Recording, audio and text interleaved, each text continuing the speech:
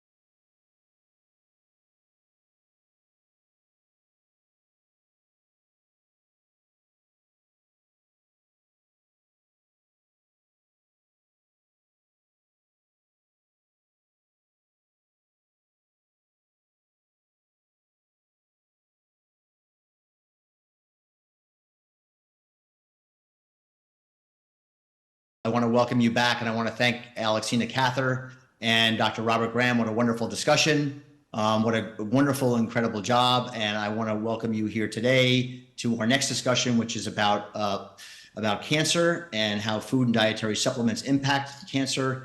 And Dr. DeAndre, Dr. Iyengar, and Dr. Shah, thank you for being here today. Really appreciate it. I want to start with this term, the war on cancer. What is that? And, what should we know? And, it's been used for decades to describe this complex disease. Could you provide some context for us? Dr. Iyengar? Sure. Yeah, happy to kick it off. So, I think this refers more broadly to all of the multiple efforts that are going in, both clinically and research-wise, to improve outcomes after a cancer diagnosis, and also to detect cancer diagnoses earlier in an effort to not only improve outcomes, but also potentially to reduce risk by recognizing what key risk factors exist and how we can intervene before the cancer actually develops. So there have been many advances in most cancers. I'm a breast medical oncologist, and so we've seen a lot of recent new drugs, new types of drugs that have been approved by the FDA, new types of hormone therapies for breast cancer, prostate cancer, and even other types of cancers, new types of molecular therapies, and even new types of chemotherapies for breast, lung, and prostate cancer.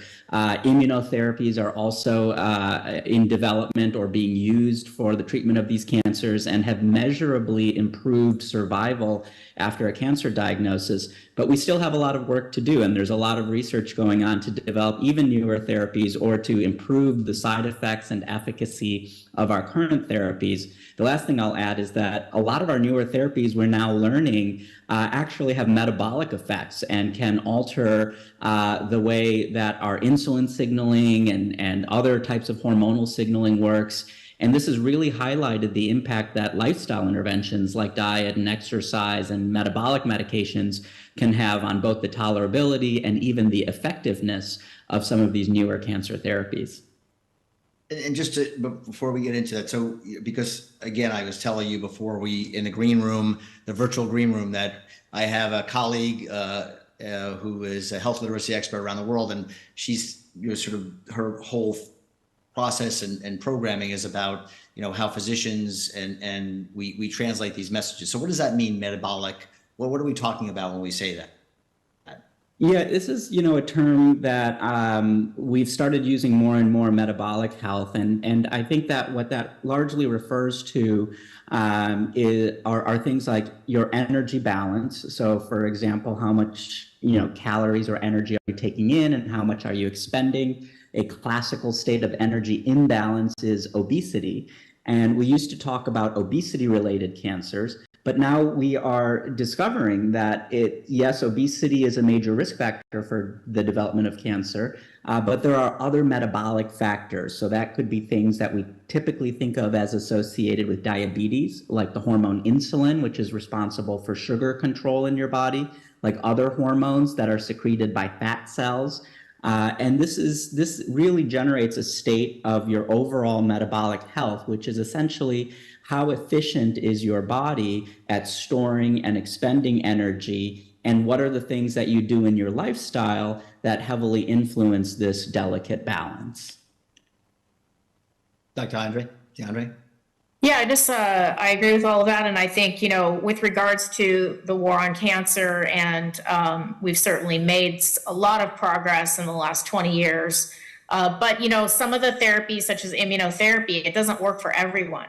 And also some of the cancers, such as pancreatic cancer, brain tumors, for example, we haven't really figured out how to use immunotherapy in certain subsets. And what's very interesting is that diet and the microbiome, so your gut bacteria, may play a big role in this. And so again, this is another area where lifestyle medicine and nutrition become very important for our patients on immunotherapy. And Dr. Shah, can you talk about, first of all, how many types of cancers are there? And can we really generalize like this? Dr. Shah? So overall, meaning it's hard to count the number because as many organs and tissues we have, most of them can at some point be at risk to develop cancer. But I think, some statistics say that 1 in 2 people in their lifetime will develop cancer, or the risk of cancer, it's a little higher in men compared to women. So I think this is something that affects all of us, either directly or indirectly somehow. And I think with treatments and the newer therapies, as you already heard from Dr. Iyengar and Dr. DeAndre, we've moved through many phases of different kinds of therapy. It was first the cytotoxic chemotherapy, then targeted therapies, and now we've come to the next frontier, which is kind of immune therapies. But all of these therapies don't work for all diseases, and they're very specific ones. So one of the cancers I treat is multiple myeloma, and we've made considerable progress in this cancer, which even when I was in medical school, the survival was about a few years on average, and now it's over 10 years, the median survival. And this is just with the advent of all the newer immune therapies that we use, like bispecific antibodies, CAR T cell therapies, and other things. So there's lots happening, and it's moving at a very rapid pace. As oncologists, we have to constantly keep up. Even just keeping up with one disease is a lot, as most oncologists will tell you.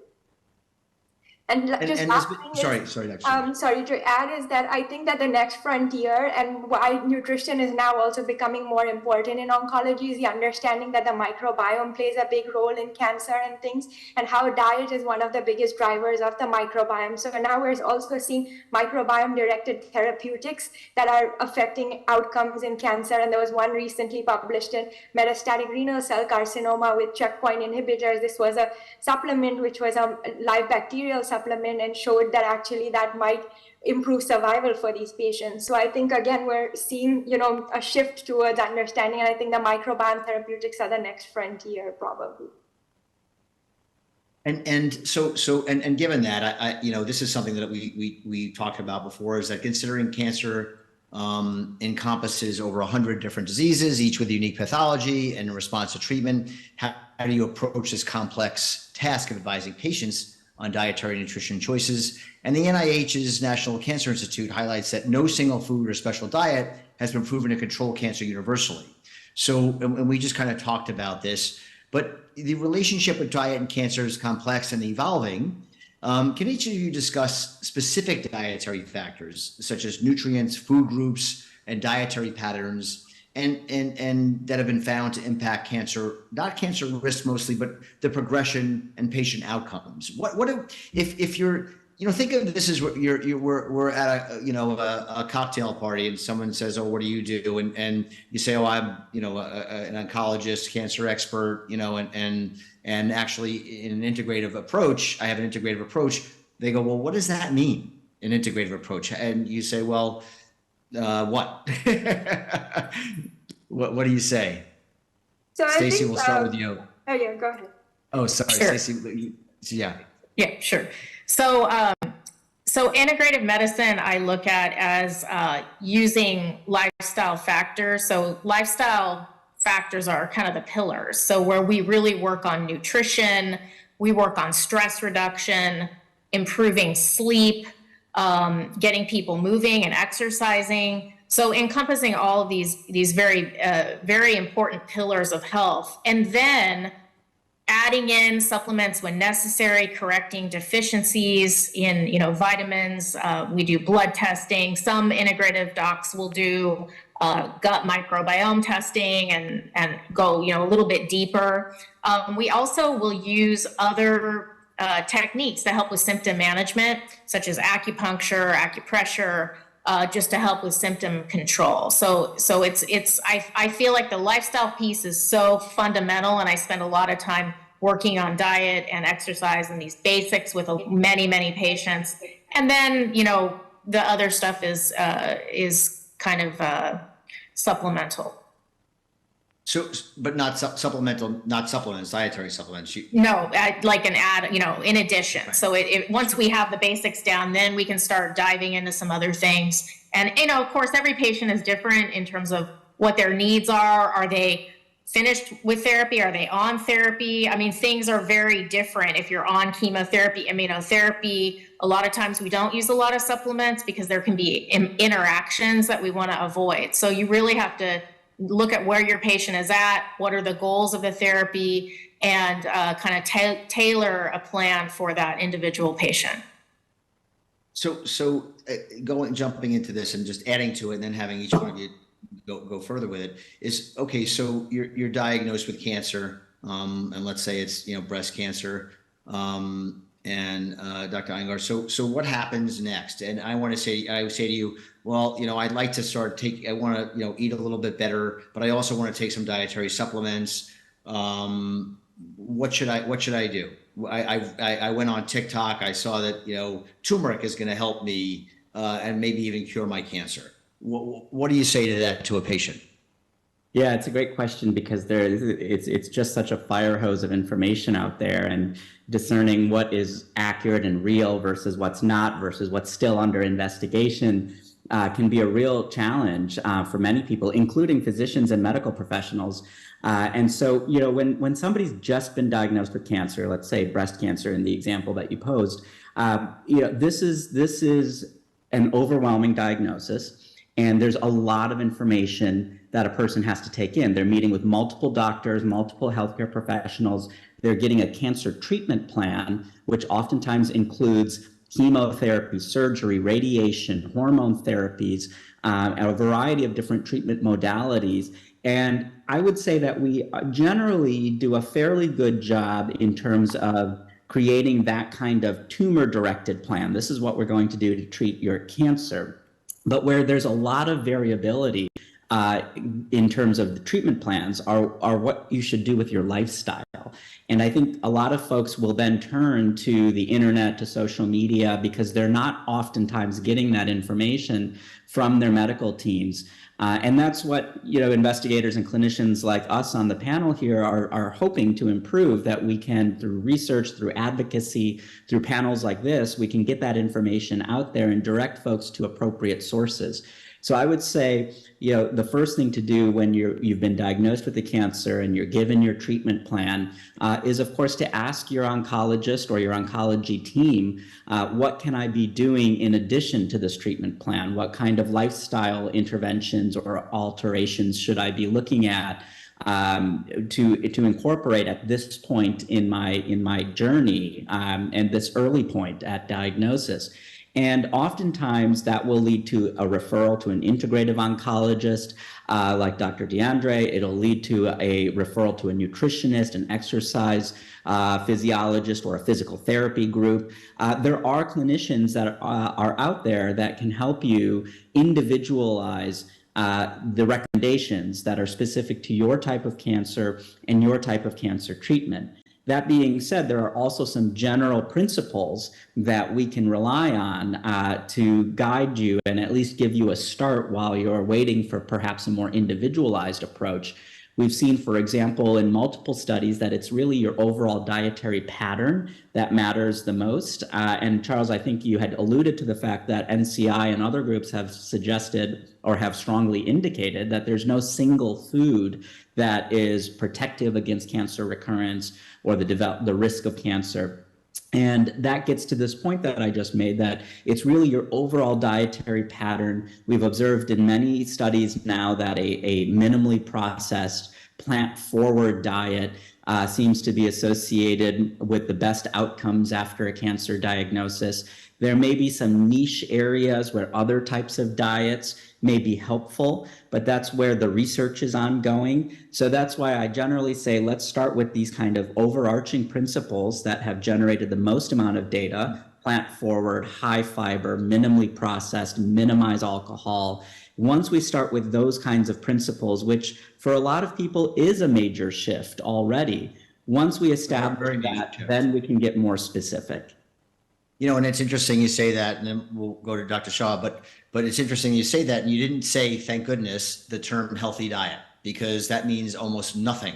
I taught graduate nutrition and undergraduate nutrition, and you ask that group, okay, what's a healthy diet?